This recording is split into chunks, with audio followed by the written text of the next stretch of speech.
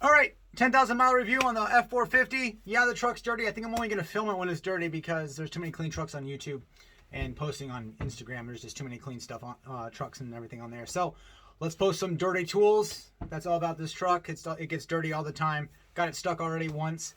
All that fun stuff.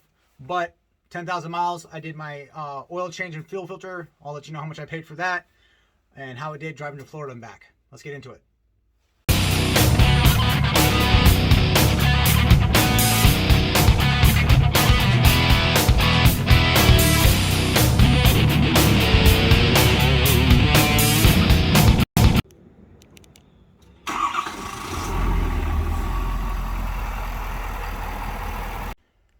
All right, got almost 10,000 miles on this baby so far, and it's been flawless. I have actually had no problems with it. We've driven it from the greater Detroit area down to Orlando and back, and all through. Obviously, it was about 2,800 miles round trip with the driving around in Florida. But we've got a dirty truck. This is how this is going to get reviewed. I use my truck. It's probably, there's too many clean trucks on Instagram. So, and YouTube, obviously. It's a 2020 F450 STX XL package, cloth interior. And you guys can go see. I'm not going to go inside the truck per se, but you got cloth interior. We've got vinyl. This is fantastic. We got vinyl floors, amazing. And yes, you can see it's dirty. It's what I do. It gets used. So, couple things. It's a long truck, very long. And it's got the 8-foot bed. I absolutely love the 8-foot bed. I came from a short bed, a 6.6 foot 5 inch or whatever it was from an F150. But the 8-foot bed is amazing. If I was not getting a dually, I don't know if I would actually get it because I like the small space of those smaller trucks. But this with the turning radius, I'll get into it in a second. I will not have this truck without an 8-foot bed. It is absolutely useful. 150%. And also with the long bed, you get the 48-gallon tank that comes with this thing. Amazing. I filled up once to get to Florida, filled up again to get back. It was amazing. So let's go through the front end. Wide track front end on the 450s. It's absolutely worth the price of admission. I would, if you're looking at a 350 or a 450, get the 450 just because of the wide track front end. You can always swap the tires out if you don't like the commercial grade tires. It is governed at 88 miles an hour, and it is because of the tire rating for the commercial tires. You get the wide front end. It takes a little bit to get used to, but at the same time, it's fantastic.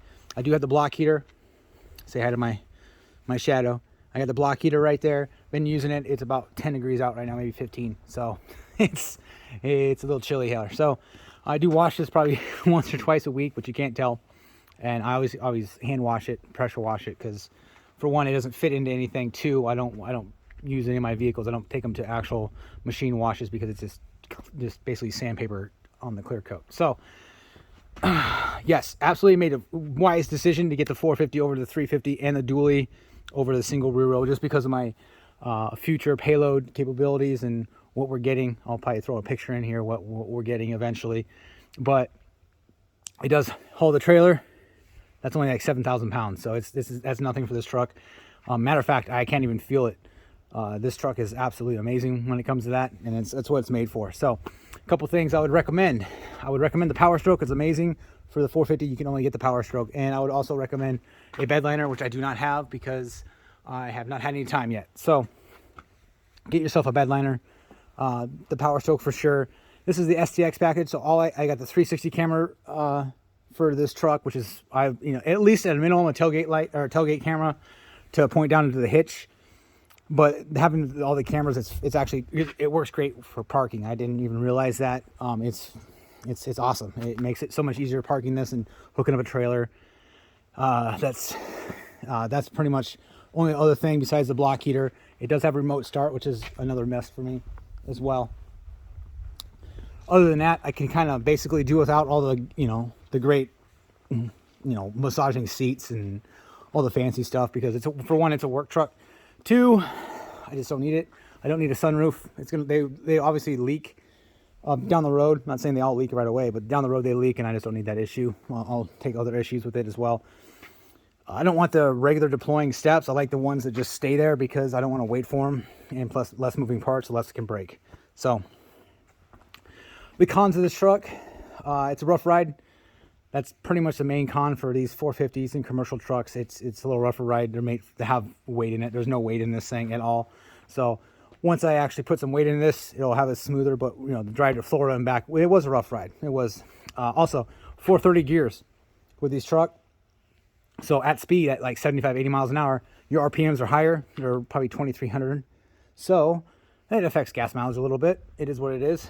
So if you're worried about that, get a 350 dually with a 410s or 373s, lower towing capability, but better gas mileage. So but that's not for me. I mean, as far as everything else, you guys, okay, so let's go into my maintenance. I get maintenance on this truck every 200 hours, regardless of the mileage, unless the mileage is more than, you know, 5,000, 6,000, 7,000 miles. But I idle this truck a little bit because, for one, I don't turn it off every time I go in for 5 seconds and come back out to a store or anything like that. I just let it idle.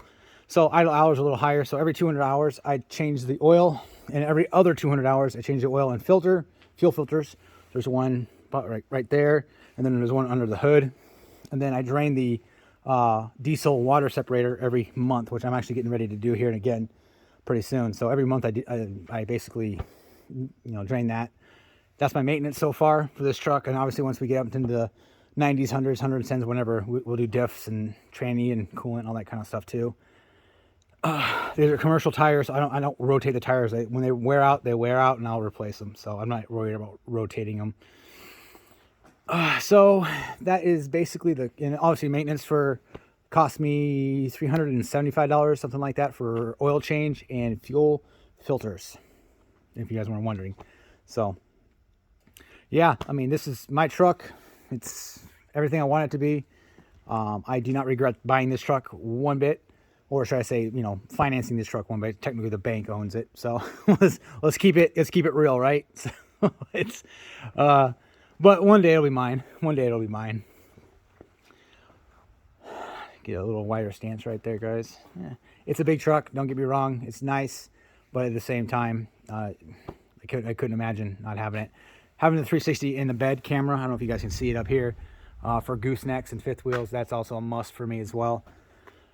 I've had to fill it up with DEF one time. I'm looking at getting about, I think it's probably still at like 4,000 miles on the DEF gauge. So we get like 7,000 miles to a tank of DEF, something like that, give or take. So not worried about it, but eventually it will be having that little emissions weight loss down the road as well. So I do have a warranty on this thing until 140,000 miles. So we'll let it be until then. All right. Like and subscribe. I appreciate it. See you guys next time.